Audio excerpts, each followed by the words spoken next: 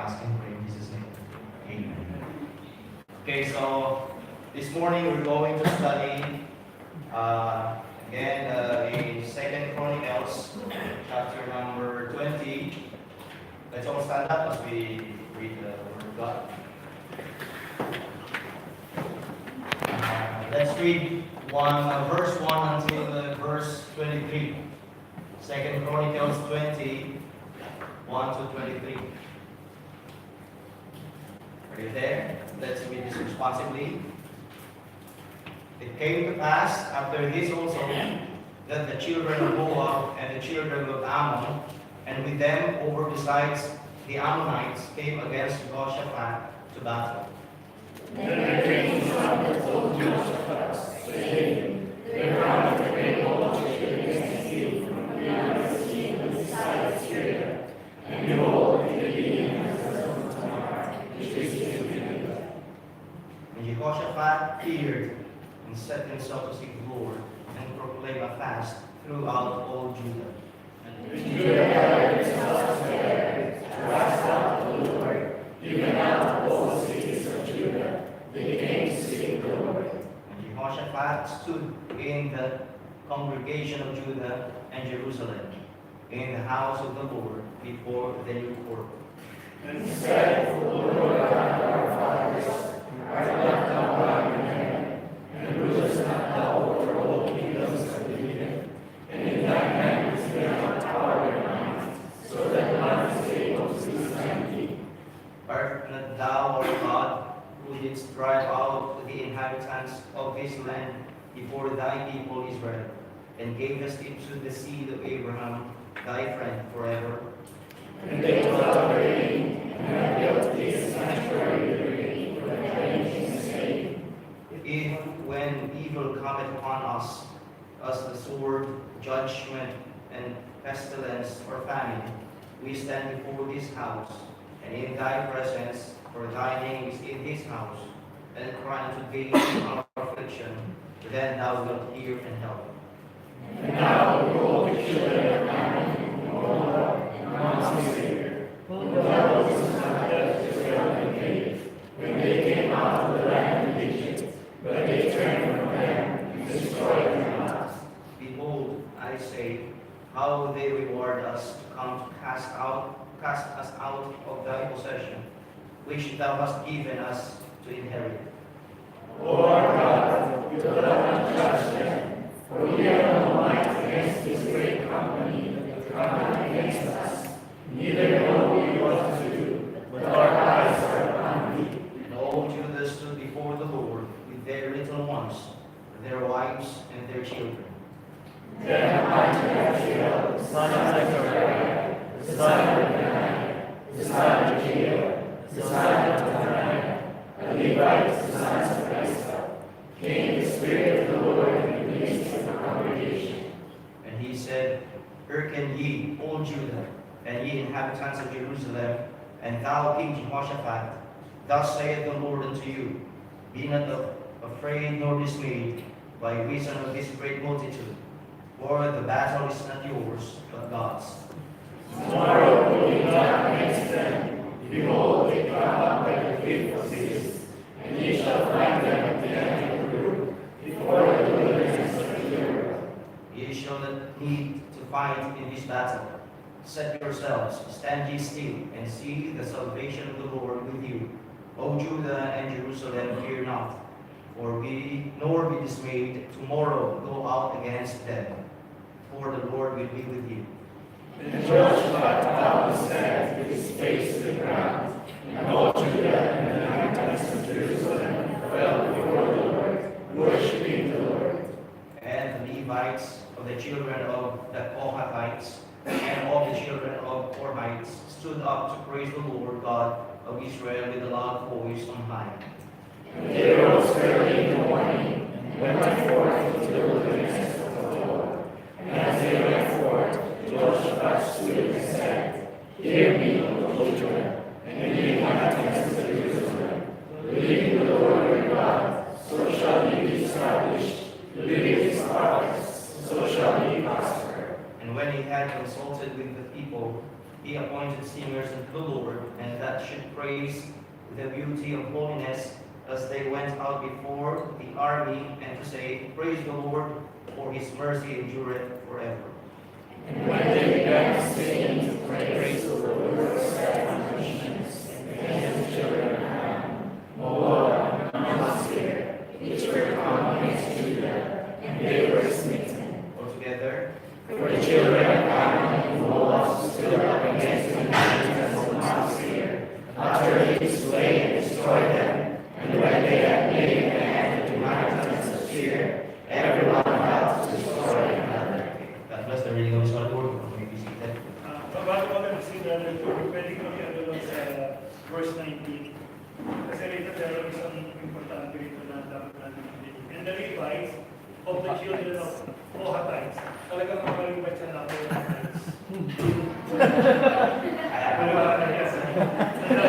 So, ayan po, teams po yan. So,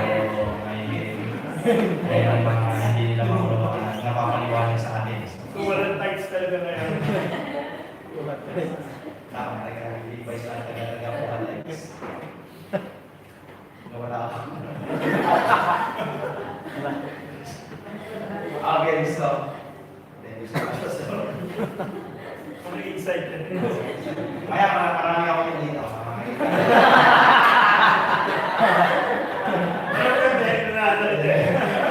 Eh, pinag-iisipan ko, ilalabas ko yung nakakabas na ilalabas na sa yung mga duties dito.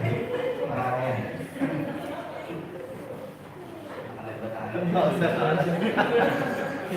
Okay, so dito po sa ating, we have read a while ago about the prayer of King Jehoshaphat. Now, the title of our lesson for today is, what is the foundation of our strength? What is the foundation of our strength? As a way of introduction, actually this lesson starts from chapter 17 until 20. But if we will read this, maybe we consume all our time. Let's sum it up in chapter 17 of 2 Chronicles. We can see here the fame and the fortune of King Jehoshaphat. Now, as a Christian, we must know the foundation where we stand and why we continue, and the foundation of our strength. Now let us look the life of one of the righteous king of Judah, the southern king of Israel, and his name is Jehoshaphat. So ito si Jehoshaphat, siya po yung pinaka-healthy na hari ng Israel. Hindi po siya. Hindi po siya pa. Hindi siya mataba. Ayan po, giftings rin po yan.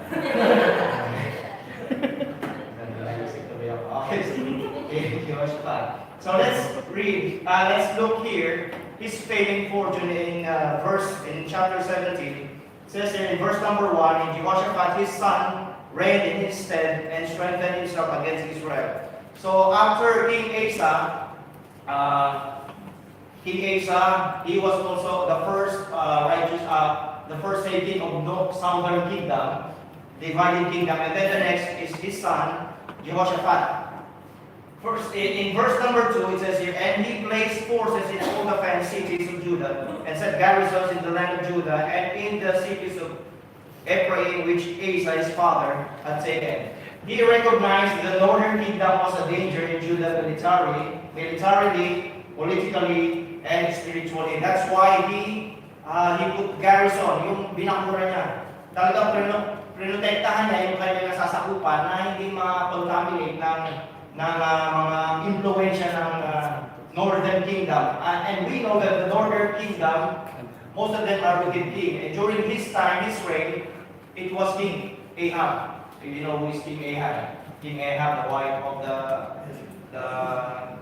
the most wicked women in the world. It's Jezebel. Kaya huwag niyo papakalanan ng Jezebel ang mga anak. Hindi maganda.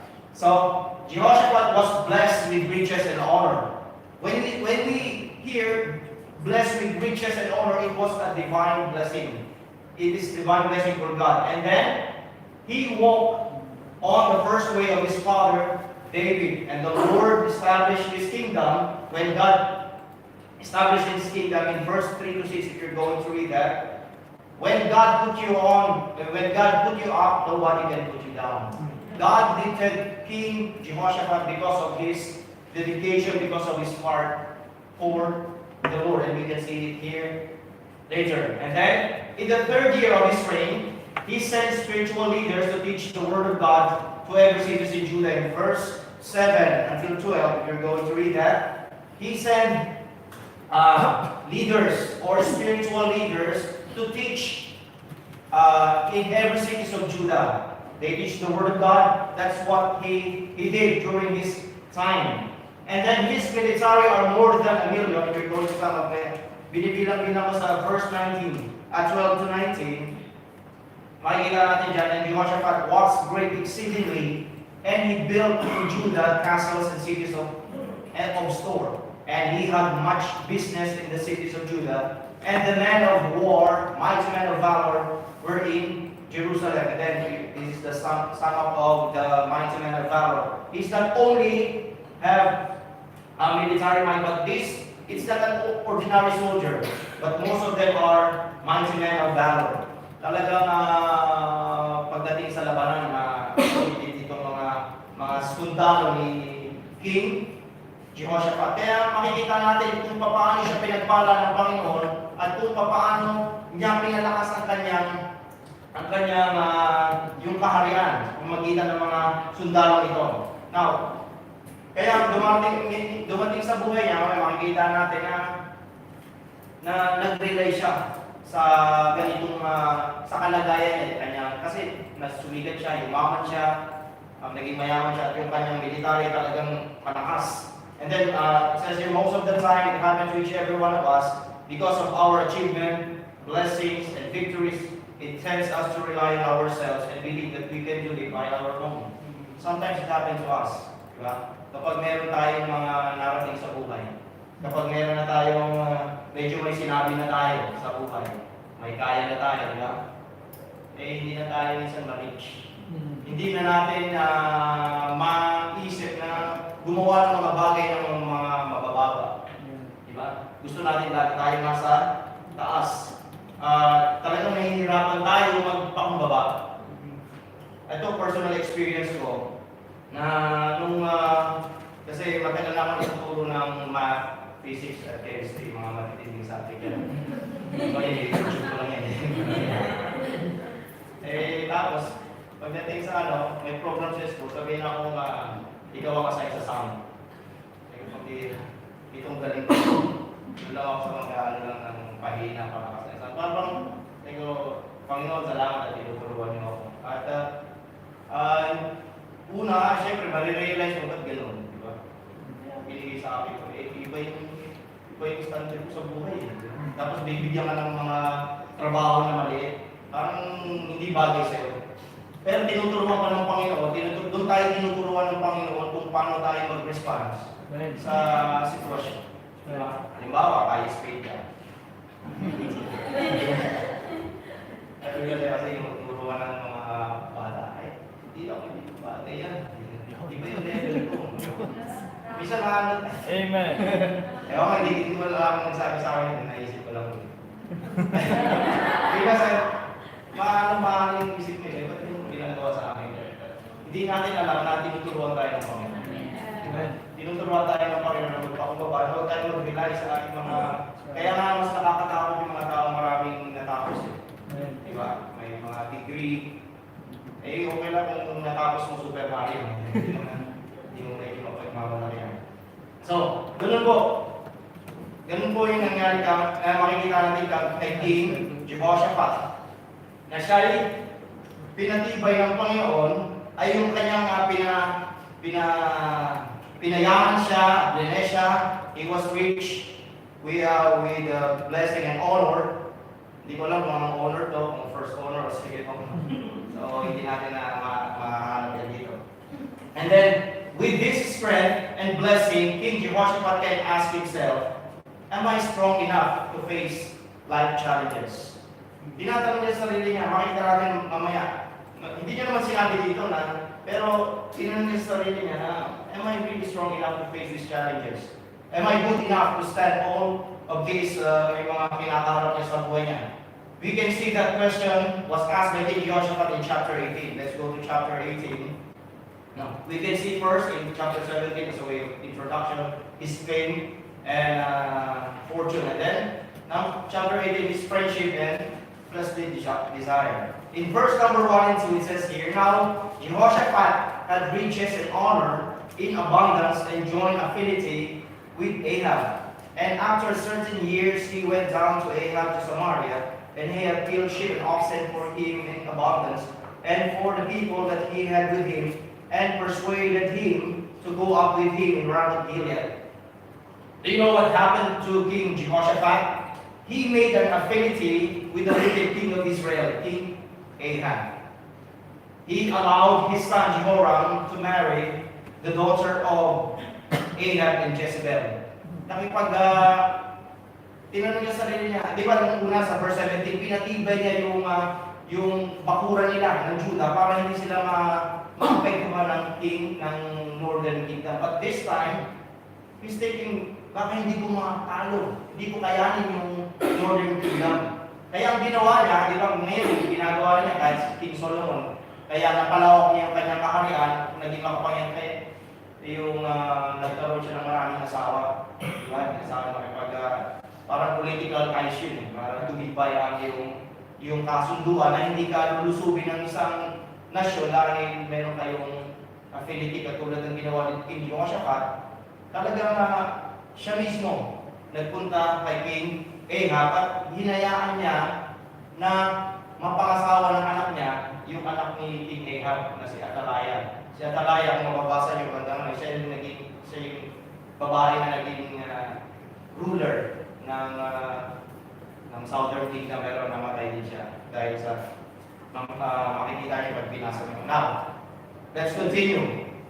Now, within himself, he doubted the Lord and was distracted by things that are not for the Lord. Because the Lord, God commanded them to separate. Na hindi dapat sila makipag-kasundo, parehas sila mga Israelites. Pero ginagawa ng mga taong ito ay taliwas sa kalooban ng Panginoon. Alam naman natin kung gaano ka-wicked si King Ahab. Although si King Ahab may times dito sa Bible na nagsisi siya, pero tingin ko wala nagpatuloy pa rin siya. Kasi yung sa kanyang asawa si Jezebel. Now, alam niyo kapag inalis po natin yung focus natin sa Panginoon, it is the time you will start to fall and turn away to Him. Kasi nawala yung focus ni King Jehoshaphat. The first time he reigned in Southern Kingdom, in Judah, he really focused on the God. And then, during the time passed by, nawala yung focus niya sa Panginoon. Nakita niya na itong nararanasan ko ngayon, itong blessing ko, itong aking military, kaya ba talaga akong pagtanggol nito? Kaya ba talaga pangalagaan ang aking kaharian? Kaya ang ginawa niya, nakipag-kasundo siya o nakipag-compromise siya kay King Ahab. He says to himself, I'm not strong enough to face this king of the north, so I will make alliance with him. Ito naman siguro ang dahilan kaya siya nakipag-kasundo doon sa kay King Ahab. Instead of standing on the truth of God's word, he chose to have an alliance to King Ahab. So diyan makikita sa verse 2. And then in verse number 3, and Ahab, king of Israel, said to Jehoshaphat, king of Judah, Wilt thou go with me to Ramoth Gilead?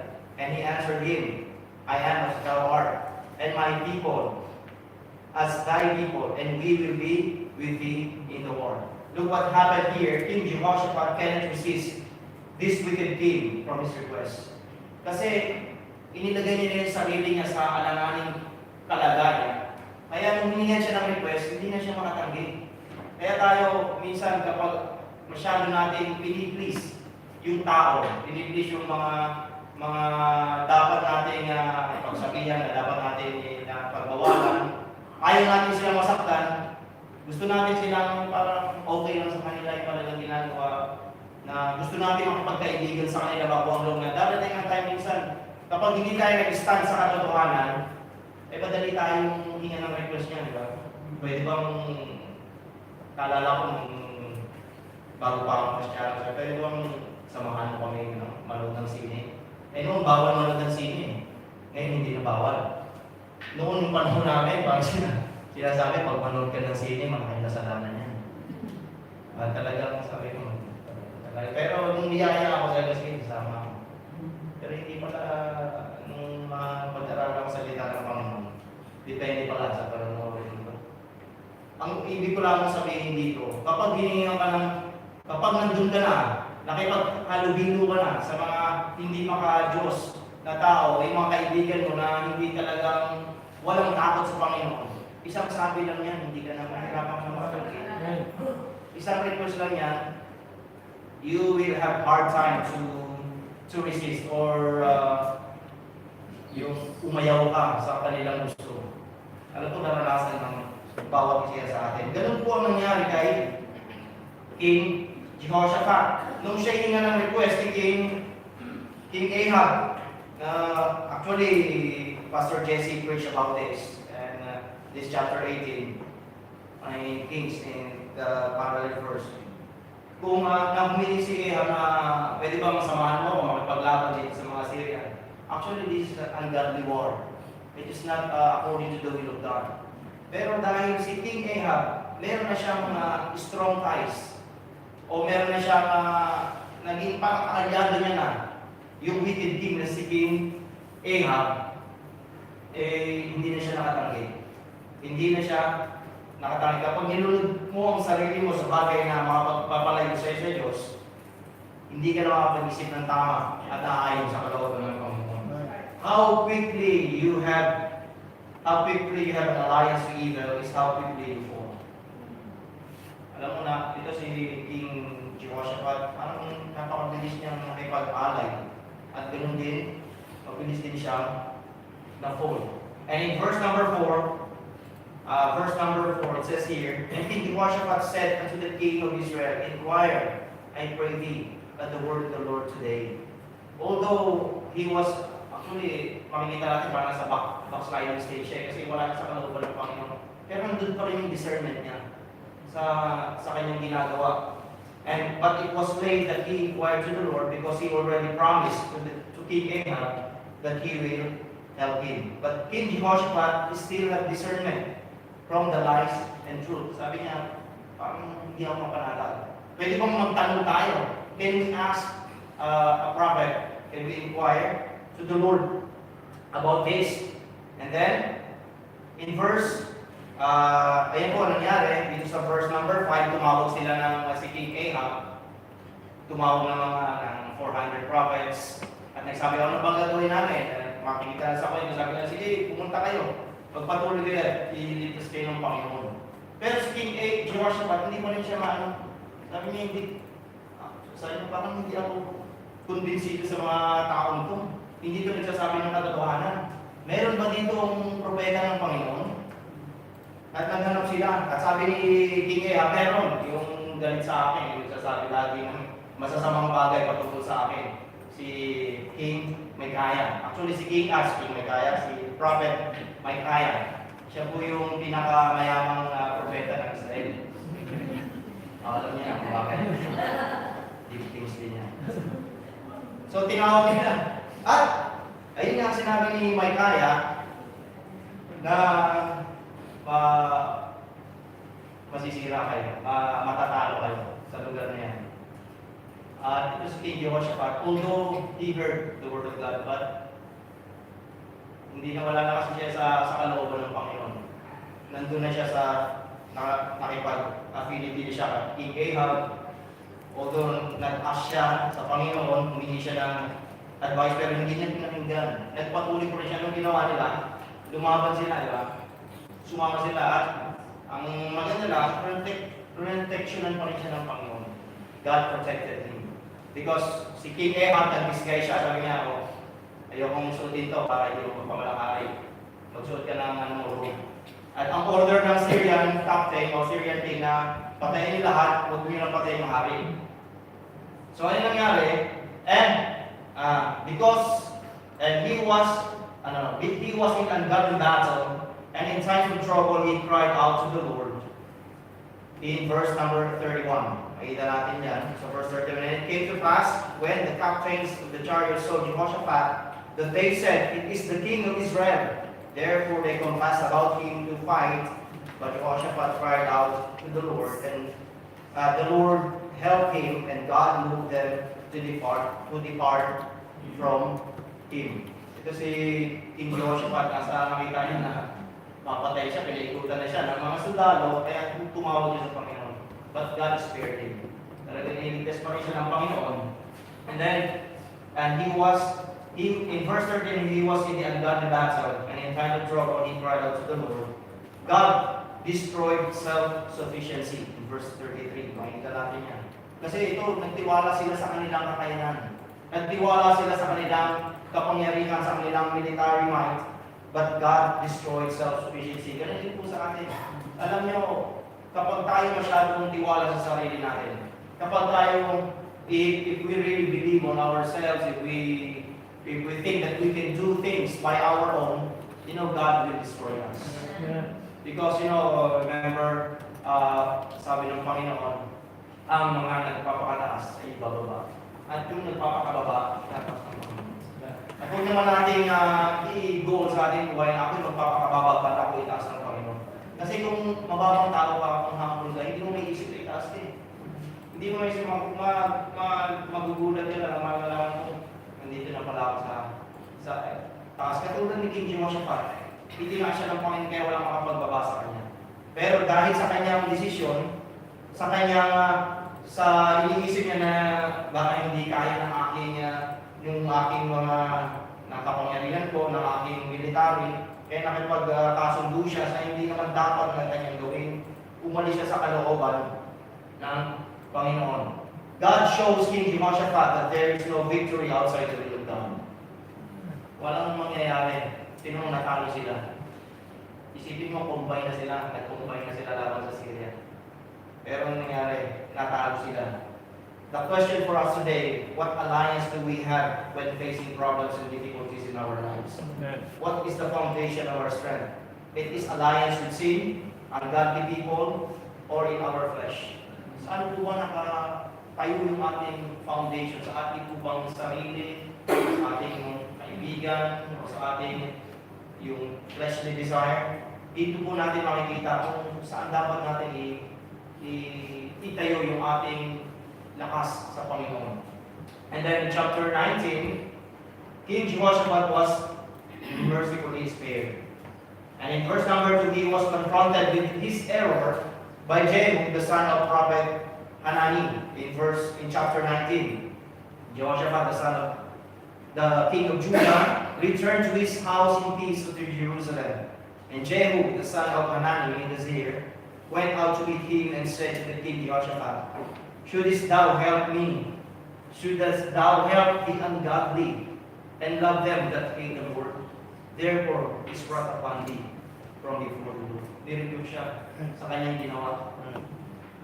Pambira ka, sa shouldest thou help the ungodly? Kailangan mo ba tulungan yung mga ungodly people? Hindi naman ibig sabihin dito na huwag tayong tulungan. Ang sinasabi ng ungodly, dito pa rin ang ginagawang ungodly.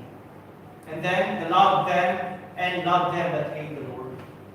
Kaya nga maingat po tayo sa ating pagtulong. Ang pagtulong natin, hindi yung nakita natin na palainom lang, bibigyan pa natin ng pera. Kailangan mag-inom. Pero hindi tulong po yun. Nakita natin na ginagamit lang sa hindi magandang bagay. Tinutulong mo pa natin, hindi pagtulong yun dapat. We need to rebuke them. And we don't need to love those who hate the Lord. Yung ang ibig ko sabihin dito, yung mga galit sa ginagawa para sa Panginoon, ay kung natin yung tangkilikin. Di ba? Bagkos i-review po natin sila. Sabihan po natin sila. Dahil ang ginawa dito ni Prophet Jehu kay King Jehoshaphat. Nireview siya ni King Jehu. And when we face things seems to be for us, we ask ourselves many questions. Am I strong enough yet? Can I keep it together? That's what Jehoshaphat asked himself. Kaya nakipag-affinity siya kay King Ahab. But God is asking us different questions. Are you weak enough yet? Ito ang tanong sa atin ng Panginoon. Talaga bang, you know, God, one of the paradoxes here in the Bible is God is attracted to weakness. He is not attracted to our strength. He chose weak things of His Word to give Him the glory.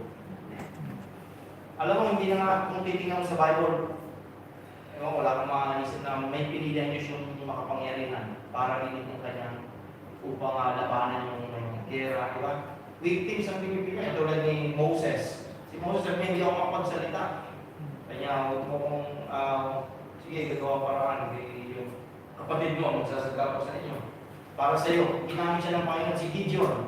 Di ba si Gideon, sabi niya, ako yung pinaka-least sa tribe namin. Parang yung tribe nila, pinaka-mababa, siya yung pamilya nila, wala sila magawa, pero ginamit siya ng Panginoon. Si David, nung bata siya, ginamit siya ng Panginoon.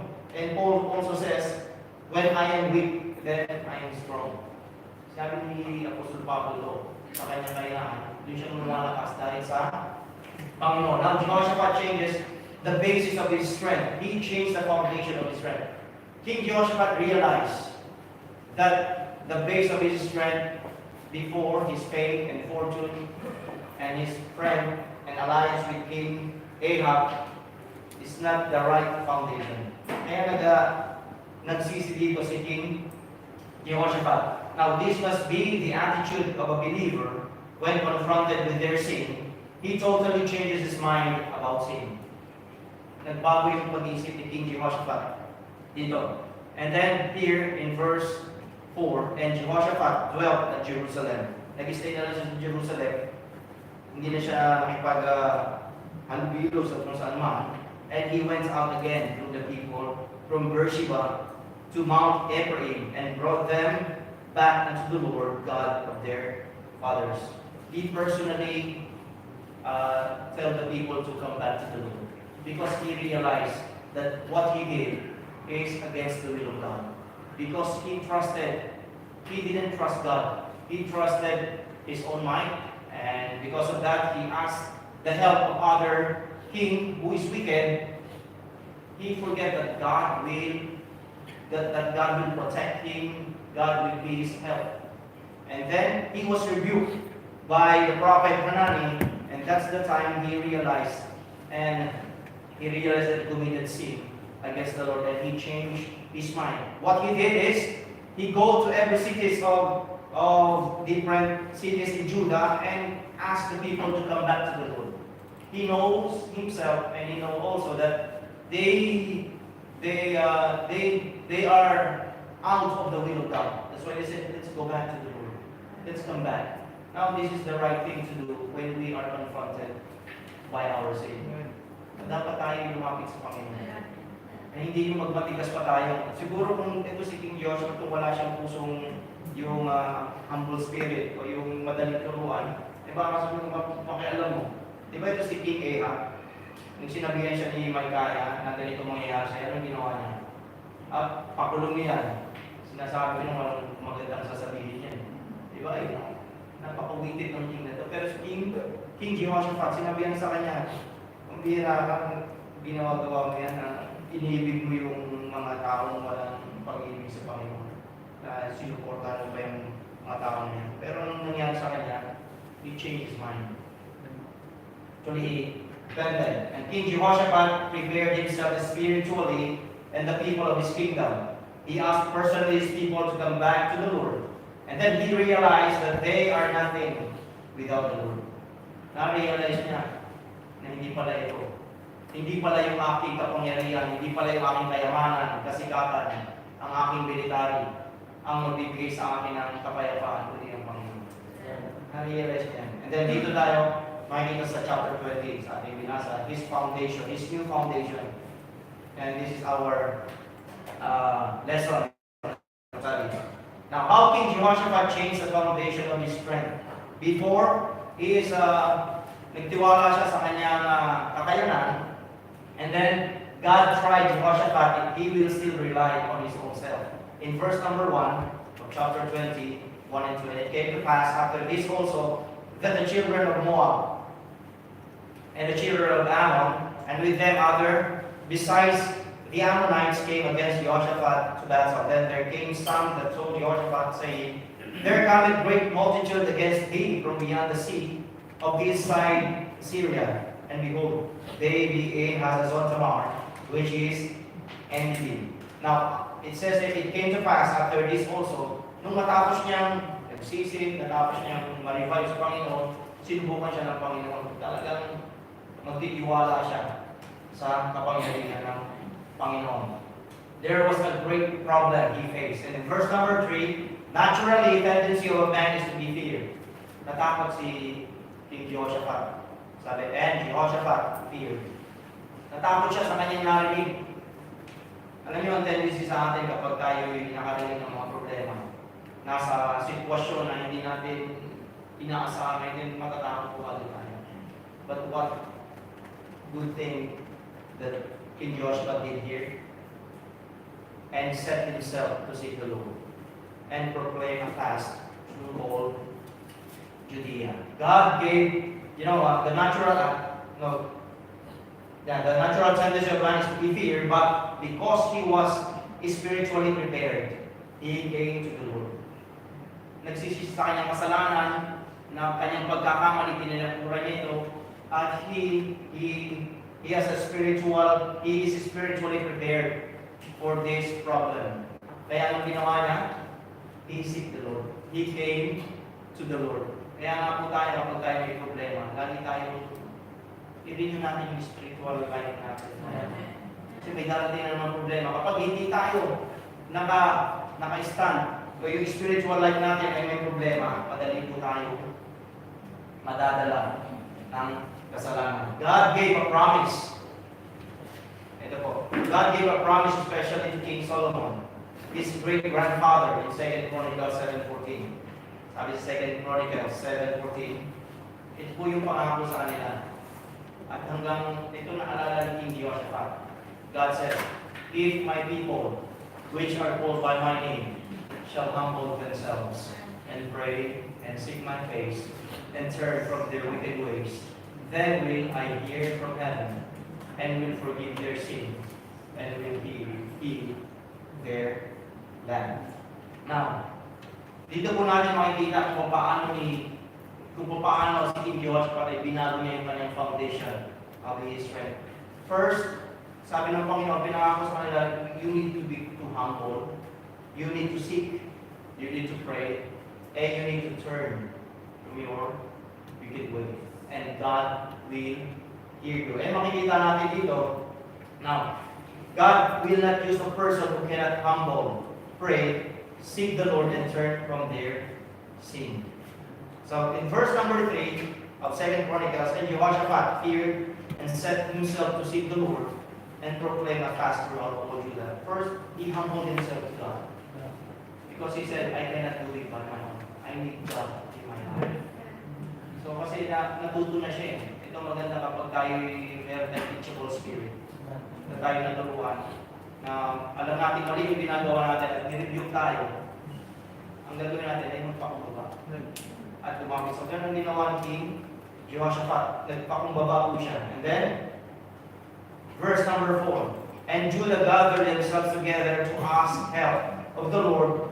Even out of all the cities of Judah, they came to seek the Lord. They seek the Lord. And also in verse number 3, Jehoshaphat seek the Lord. Ito yung gusto ng Panginoon na hanapin natin ng Panginoon. Gusto ng Panginoon na tayo lumapit sa Kanya.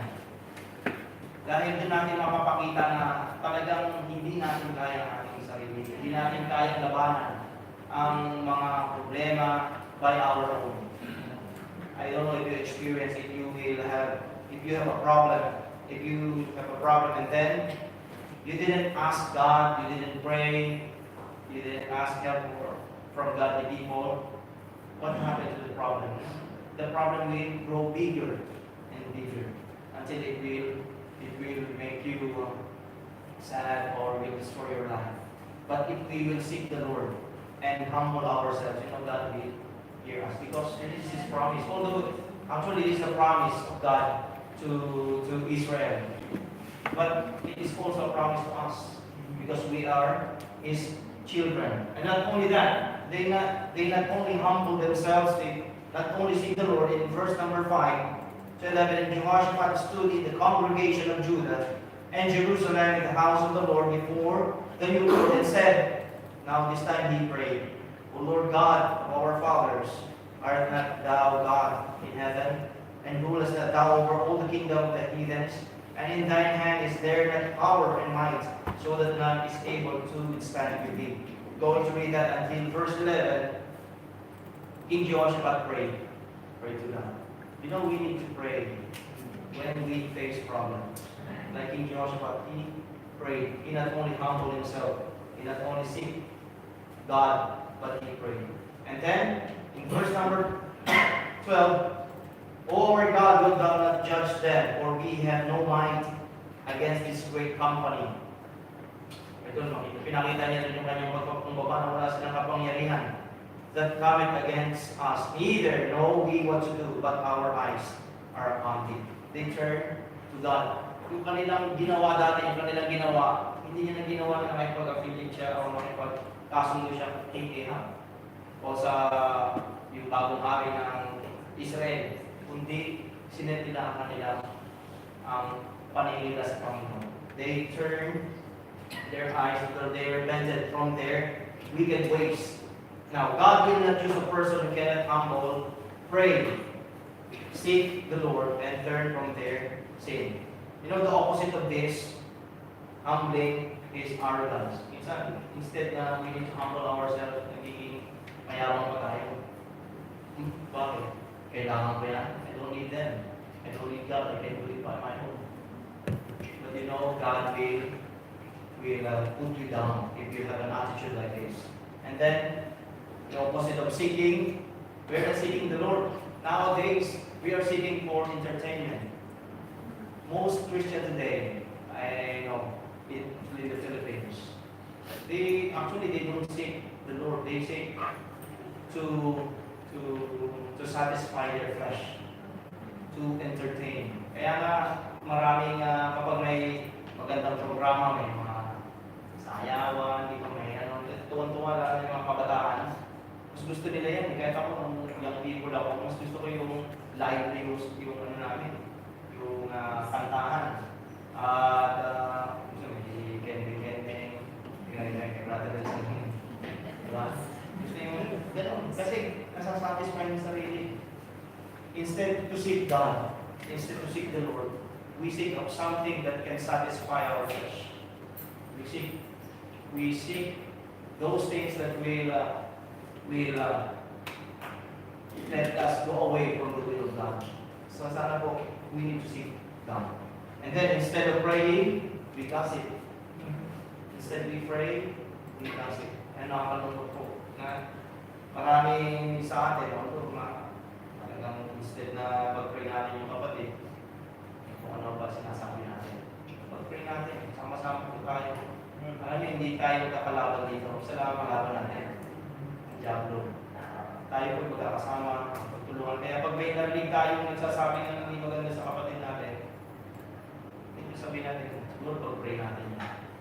Pero bago natin pag-pray naman. Hindi ka na. Pag-pray natin. Pag-pray natin ang bawat isa. We need to pray. Don't gossip. And then, turning from your sin. The opposite is holding on to sin like little sin. Talagang hindi natin mabitawan yung mga kasalanan natin. Kala natin na okay na, maliliit lang naman to. Ayaw natin hindi bigay sa Panginoon. So, ganun po. Ito po yung foundation na nangyari, na binago ni King Jehoshaphat sa kanyang buhay. The question for us today, what is the foundation of our strength? It is ourselves or God. Saan po ba tayo nakatayo? Ano po ba yung tinatayuan natin ng ating kalakasan? Sa ating bang kakayanan? Sa ating bang achievement?